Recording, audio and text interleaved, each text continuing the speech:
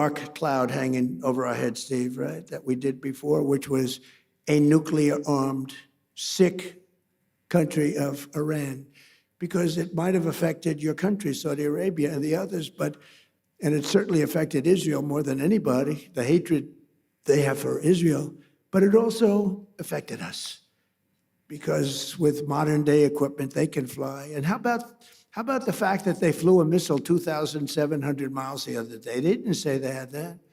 Nobody knew they had that. Went 2,700 miles. So we learned a lot, but we're determined to have the best technology, the brightest minds, the greatest businesses, and the strongest economic and security partnerships of any nation, anywhere in the world. And for this reason, we're also committed to ensuring the United States remains #1 in artificial intelligence. We're doing great. We're leading China by a lot, and I'll not allow radical left maniacs to sacrifice American AI leadership to red tape or political correctness. It's going good. We're doing really well. We're building factories all over America, the biggest in the world. And in America, we don't fear the future, we invent the future. We're really inventing the future. We have the most brilliant minds. And we invite all nations to join us in building the most powerful AI ecosystem on the planet. We're building more automobile plants than any time in the last 50 years. For a lot of reasons. I think #1, maybe the election, but #2, and a close #2, is tariffs. The tariffs are driving people in from Canada, Mexico, Germany, Japan, South Korea. They're coming in. We're building auto plants all over the United States. Tens of billions. I met Mr. Toyota in Japan. I said, "What's your name?" He's about 92 years old. Sharp as a tack. "What's your name?" "Toyota." I said, "You're rich." I said, "Do you have anything to do with automobiles?" "Yes." "What do you have to do with Toyota?" "I own it." And I said, "Well, do you want to make an investment?" "Yes, we're going to spend $10 billion, spending $10 billion right now on building 5 plants. Everybody is. They're all coming into America. We're going to be hotter than we were 70 years ago when we dominated the automobile. We made all of the cars. My administration has also worked tirelessly to ensure that America remains at the bleeding edge of crypto revolution. We're really doing great. And if we're not going to do it, then China is going to take it over. They want to do it. We're going to be the undisputed crypto capital and Bitcoin superpower of the world. Bitcoin's very powerful. It's all becoming powerful. So many people now, they want to pay you in crypto. They want to pay you in Bitcoin. And we have to be at the top of it in all of these, call it an industry. Last year, I signed the landmark Genius Act into law, creating a clear and simple framework for dollar-backed stablecoins.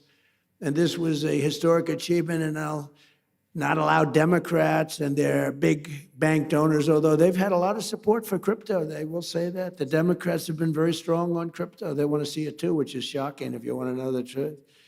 But we don't want any pointless regulations or needless restrictions. We want to have free enterprise, open. America became the world financial capital because we were the strongest and the freest nation on earth, and the Trump administration's going to keep it that way. We're very open. And I tell people, if you have problems, call me. And some of them are amazed. I actually take their call and get their problem solved. For 4 long years, our country was pushed to the brink of destruction by radicals and thugs and stupid people who punished success, pillaged our economy, dismantled our borders, and surrendered our strength. But today, all of that is behind us. Our country is prospering again, I think, like never before. I would say, it's amazing. I knew I'd do it. I didn't know I was going to do it. I had no idea it was going to be this fast. But you never know. I had no idea I'd be going into Iran. I didn't think we'd have to do that. But it turned out we did, because they became more and more radicalized and more threatening. Our economy is booming again, and America is respected again all over the world, perhaps like never before. With the help of business leaders, innovators, allies, and partners like those in this room, incredible people in this room, incredible success stories, the most successful people in the world.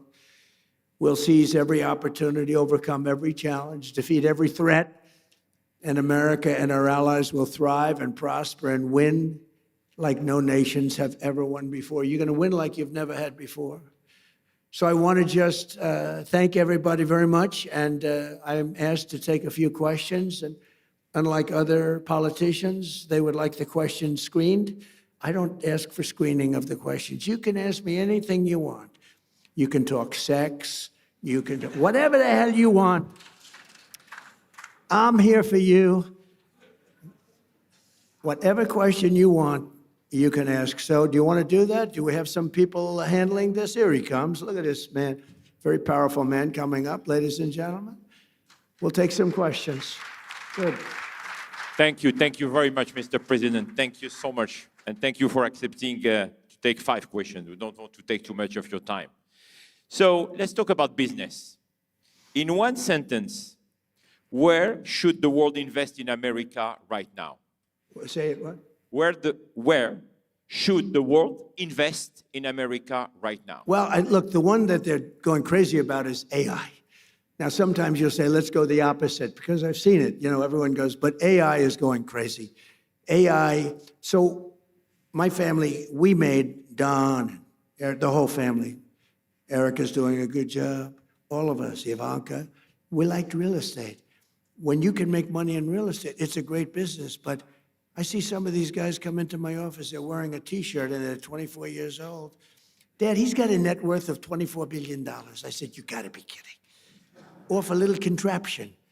So, but the money seems to be, right now, AI. And also, if you're in school, like you're going to the Wharton School or the Stern School or any of these great schools, I mean, the numbers that they're paying to go into that business is incredible, where you see people getting a $10 million bonus to sign, like baseball players or football players. We're giving you a $10 million. I mean, I hate to say because it sounds ridiculous, but there have been some $100 million bonuses paid to sign. So I think probably if you're going to say one thing, AI, and just hope that it works, right? You better hope. So, Mr. President, what is the one leadership trait the world is missing right now? What is missing in leadership? Well, it's winning. You got to win. You know, I've watched a lot of people, leaders, great leaders. And, you know, the one thing about sports is you break it down into, you know, a 2-hour period, something nice. You don't have to wait a lifetime to find out is somebody a winner or a loser. You got a lot of losers, mostly losers, fortunately. It's a good thing to have a lot of losers. I always like to hang around with losers, actually, because it makes me feel better. I hate guys that are very, very successful.